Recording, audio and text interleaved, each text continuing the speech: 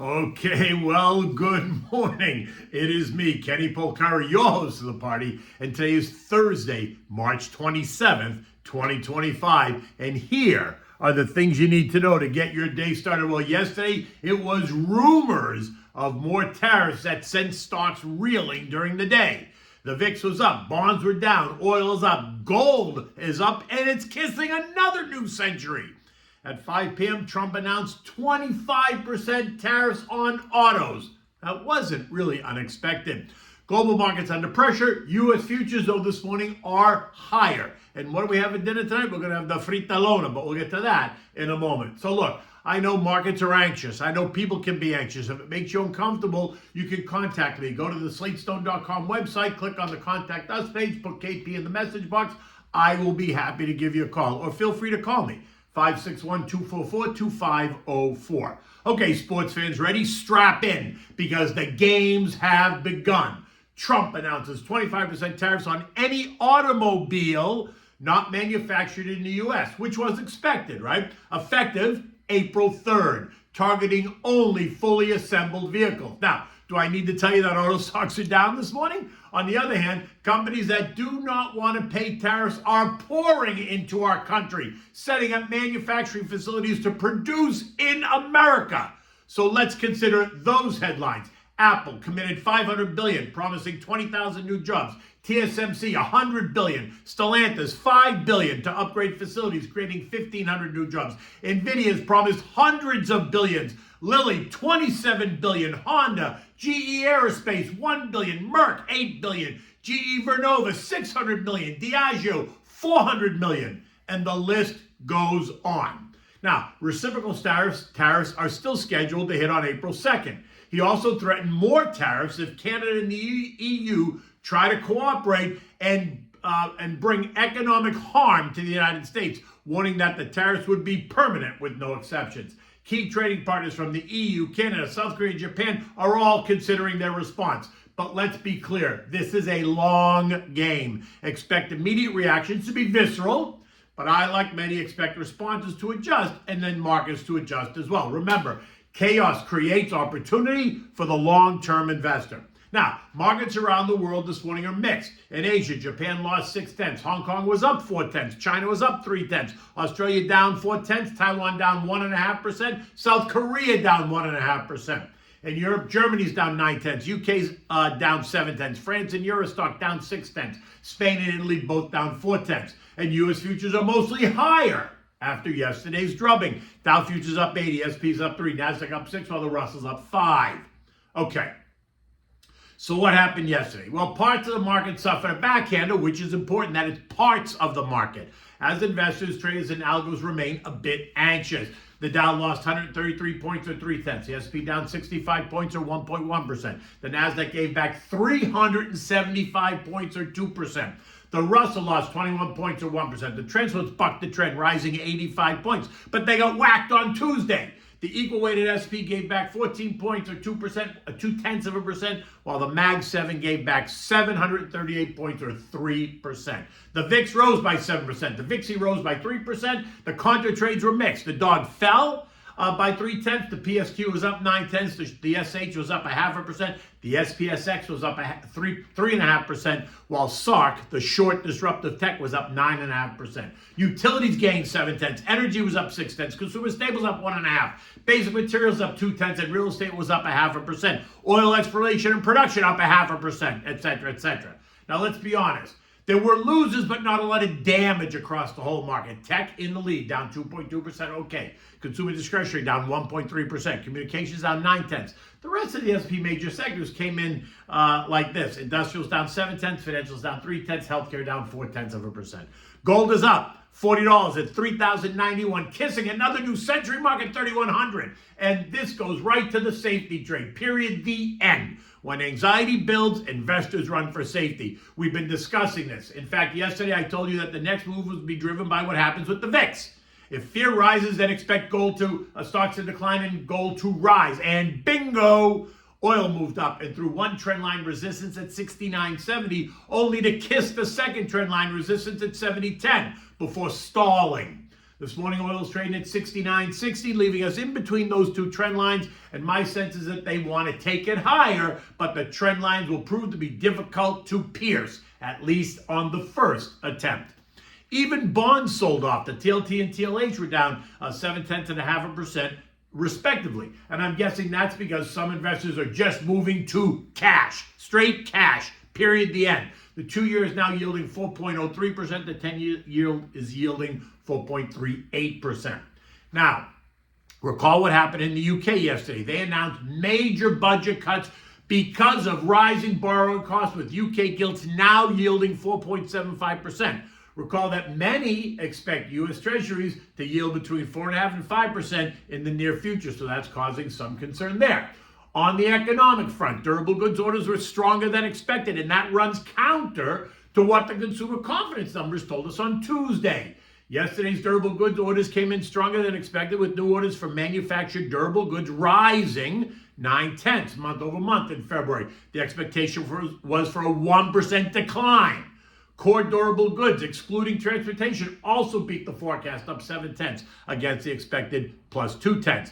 This suggests solid demand for long-lasting goods like machinery, equipment, hinting at business confidence and future economic activity despite these tariff threats and more uncertainty. Contrast that with the Conference Board's Consumer Confidence Index, which tanked at 92.9 in March, down from 100.1, marking the lowest level since January of 21. The expectations index at 65.2 is flashing recession warning lights, right? But it's below 80, reflecting consumer gloom about jobs and income and the economy's trajectory, driven by fears over tariffs, inflation, and policy shifts. So who do you believe? It's not about picking one over the other. They're measuring different pulses of the economy. Durable goods orders reflect business behavior, right? Firms investing in capital goods based on current orders and near-term projections. The strength could mean companies are either front-loading purchases to dodge anticipated tariffs or betting on sustained demand, while consumer confidence captures household sentiment, which is more emotional and forward-looking, swayed by the headlines, price pressures, and job market vibes. Now, the disconnect suggests that businesses might be acting on today's reality while consumers are concerned about tomorrow's risks. And remember, retail and consumers are always more emotional. Historically, durable goods can stay robust even as confidence wanes. Think like in late 2022, but when orders held up despite sentiment dips. But if consumer pessimism continues and drags spending down, especially on big ticket items, it could eventually hit manufacturing and durable goods. For now, the hard data, like durable goods, feels more tangible than the soft data, as in consumer confidence. But both are in their own lanes. Watch retail sales and unemployment numbers next, because that'll flip the scales on whether this is a blip or a trend. Now, so let's move on. Eco data today includes the final revision of fourth quarter GDP at plus 2.3%. Personal consumption of plus 4.2%, unchanged. Initial jobless claims of 225,000, right in line. Continuing claims of 1.885 million, down from 1.892 million. That's a positive. Pending home sales, negative 3.5%. Not a surprise. Kansas City Fed, negative 5. Tomorrow brings us the prize, the Fed's favorite inflation gauge, the PC index, and that's expected to be unchanged year over year and month over month. So that's a positive. Now, if it veers off the path, then we can talk. But otherwise, I do not expect it to surprise me or anyone else. Like I said, futures are actually higher. They're not falling out of bed or off the cliff. My sense is that there isn't anything that happened that we did not expect. Remember, markets move in advance, right, on the expectation. So now we have that clarity. We know, he told us, right? And so investors, traders, and algos can now make new decisions. Now, you got to ask, have we already seen the move? Certainly. Remember, the indexes have all been moving lower, but now appear to be stabilizing. The Dow had traded down a whole 9%, but has recouped 4% of that. The S&P lost 10%, but it's taken back 4%. The NASDAQ lost 14%, but it's regained about 3%. The Russell gave up 18%, but that's regained 3%. The Transport lost 20%, but that's regained 4%. The Equal Weight lost 10%, but that's taken back 4%. While the Mag 7 lost 21%, but is now only down 17%. So that's taken back another 4%.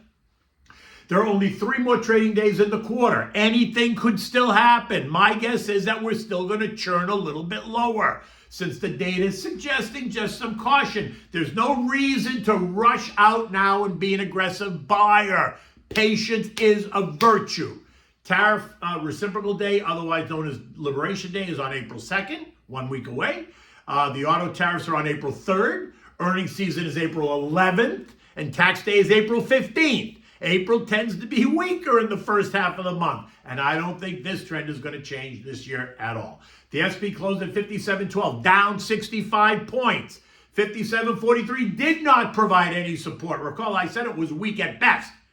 We are once again now below the long-term trend line at 57.56. So the new range is 5,500, 57.56, right? If early April becomes more anxious, then the March low of 5,500 would be the next stop. So you shouldn't be surprised if that happens. I still think we need to fill the gaps created on Monday, and that means the S&P would need to trade down to 56.70 to close it, while the gap on the NASDAQ means the index would have to trade down to 17.790. Last night it closed at 17.899. Get comfortable again with being a bit uncomfortable. Stay defensive while being cautiously optimistic. Stick to your plan. Don't panic. If the recent pullback is causing you undue stress, then you should reconsider. You should make sure you are well diversified. You're not overweight in anything. Call me to discuss.